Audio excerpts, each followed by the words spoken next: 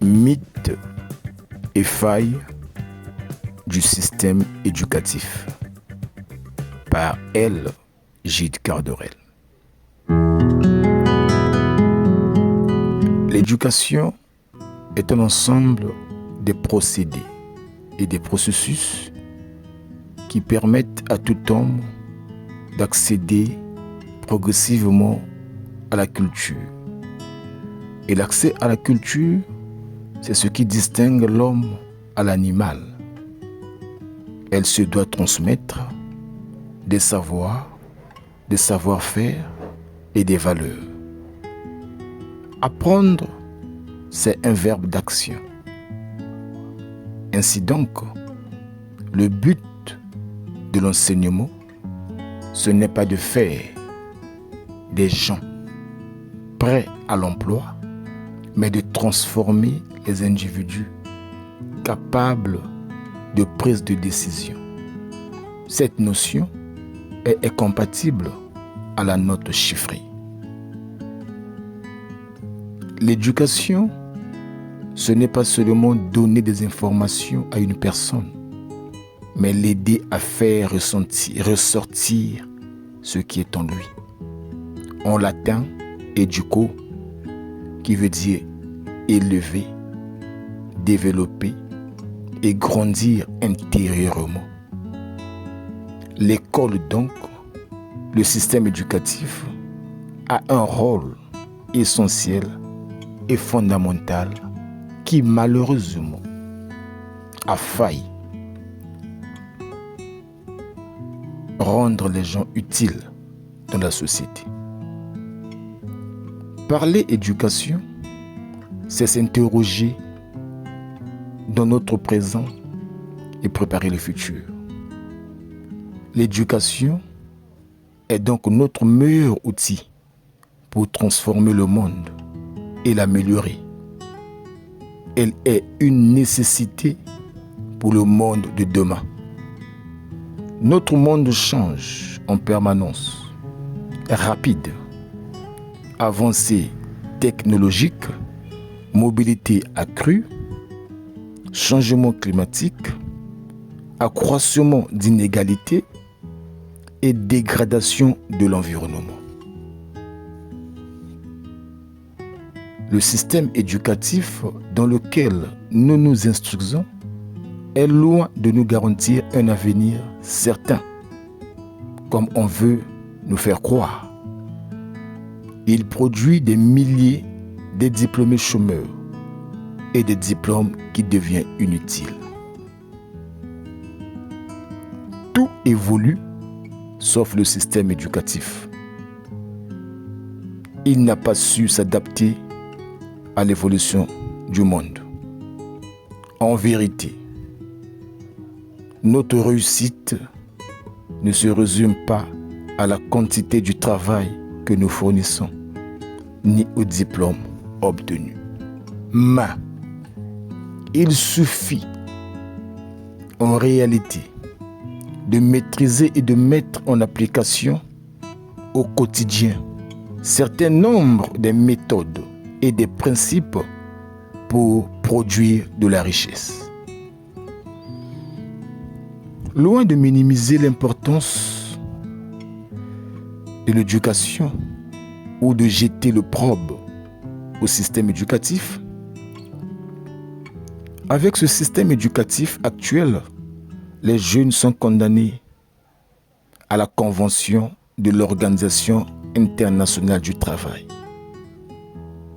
Ce système est resté trop académique et statique.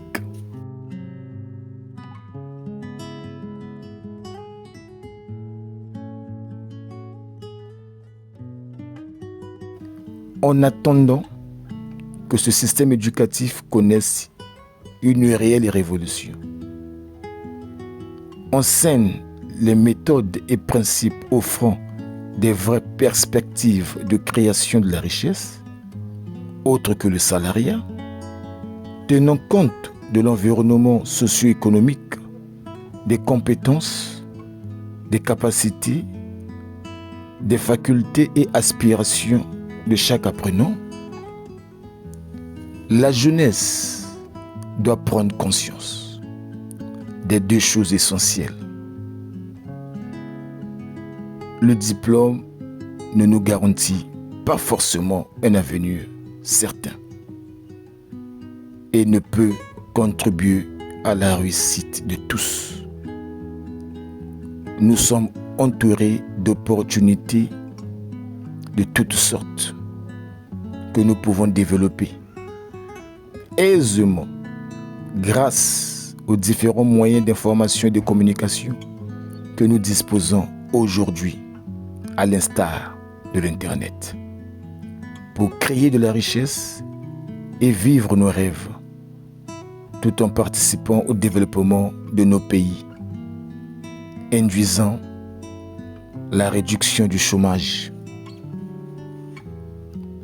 de la dépendance, de l'asservissement, du taux de banditisme, de la criminalité, de la prostitution et sans diplôme. Seuls les 15% des diplômés sortis des écoles sont recrutés dans les 4 ou 5 ans qui suivent. L'école a oublié de nous apprendre ce qu'on doit faire lorsque nos demandes d'emploi et de stage sont infructueux. En enseignant des programmes de création de richesses, d'emploi, en phase à la globalisation, de nous fournir le manuel de la vie après le diplôme.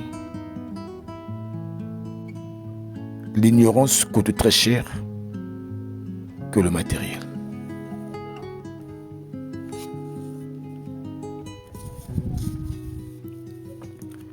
Le syndrome du diplôme et du salariat nous empêche à être riches et à vivre notre vraie vie.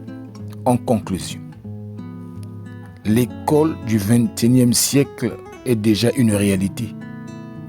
C'est une école qui est créative, imaginaire, une école qui se fonde sur le changement.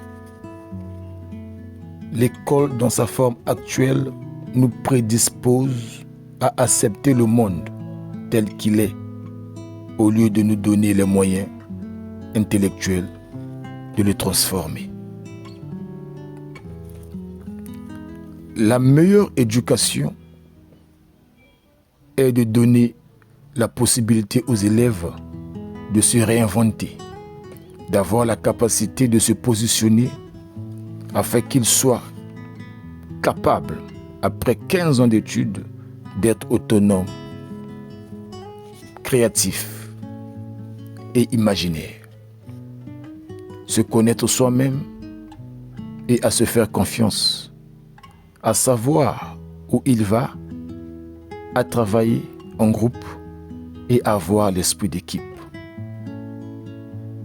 Le XXIe siècle fonctionne différemment et nous avons le devoir de penser au monde de demain qui serait important pour nos enfants. Voilà pourquoi nos États, en particulier africains, doivent investir dans le développement du capital humain, car nos vraies richesses sont le talent, l'intelligence, la mentalité, la formation, les principes et les valeurs. Un système éducatif qui va permettre à nos enfants de développer leur super pouvoir afin qu'ils fassent ce pourquoi ils ont été faits. Voilà ce que le monde a besoin.